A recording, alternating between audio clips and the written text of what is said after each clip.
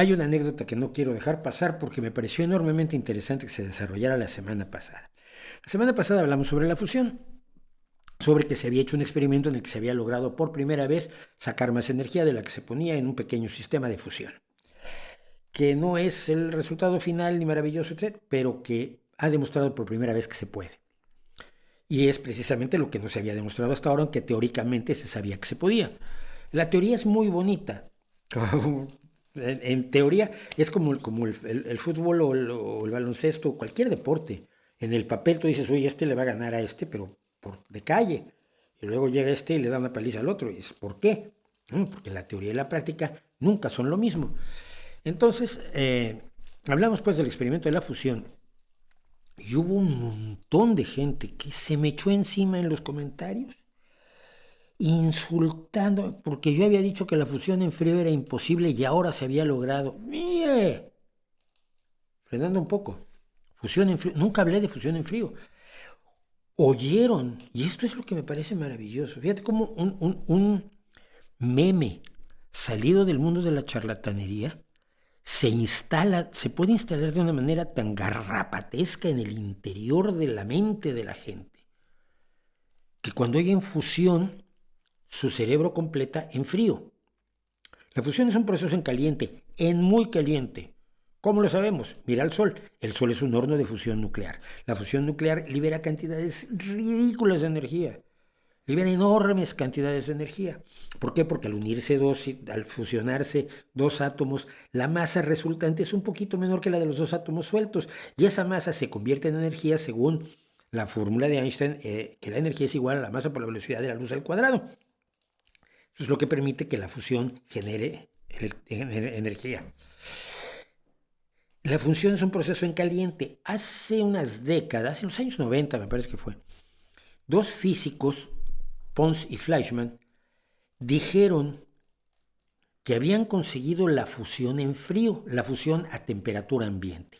¿Qué quiere decir esto? Que puedes empezar a fusionar moléculas de hidrógeno o de hidrógeno con helio o de helio con helio, etcétera, en un espacio a temperatura ambiente sin necesidad de contener una reacción calientísima y obtenían energía. El mundo se paró de cabeza cuando la gente dice, uy, si alguien descubre esto, las petroleras los van a matar. No, hombre, se peleaba todo el mundo por reproducir el experimento de Pons y Fleischmann, porque si se hubiera podido reproducir, nadie los hubiera matado, ni los hubiera robado, ni los hubiera escondido el invento. Pero se hubiera hecho una cola a su puerta de centenares de personas con bolsas así llenas de dinero para que les vendieran la patente. Así es como funciona, ¿no? El secreto de la energía no está en la caja fuerte de una petrolera cuando podrían estarnosla vendiendo. Dejemos las imbecilidades conspiranoicas para otro lado. Bueno, Pons y Fleischmann pues publicaron esto, el mundo fue primeras planas en todo el mundo, yo lo comentamos en Muy Interesante, que teníamos el programa de radio por aquel entonces, si mal no recuerdo, y miles de laboratorios de física se lanzaron a reproducir el experimento de Pons y Fleischmann, y ninguno lo consiguió, y ellos tampoco. Y resultó que había un fallo experimental. Esto pasa muy seguido porque los científicos no son perfectos. Había un error en el diseño experimental que daba la idea, daba un resultado de que había más energía de la que en realidad había y no había tal fusión en frío. Pons y Fleischmann se negaron a aceptarlo. Este es el tipo de renegación o renegaduría, como se diga, no existe la palabra, la estoy inventando, renegación, de algunos científicos que se vuelven precisamente por ello renegados de la ciencia. Pons y Fleischmann se pasaron al mundo de lo alternativo y pasaron el resto de sus vidas, creo que uno de ellos ya murió, el otro ya es un hombre muy mayor, han pasado el resto de sus vidas vendiendo el cuento de la fusión en frío y que ahora sí lo vamos a conseguir si nos dan un poco más de dinero, si nos dan un laboratorio distinto, si nos dan, necesito caspa de ángel y 2 dientes de leche de gnomo. Y no lo han conseguido. Esa es la fusión en frío.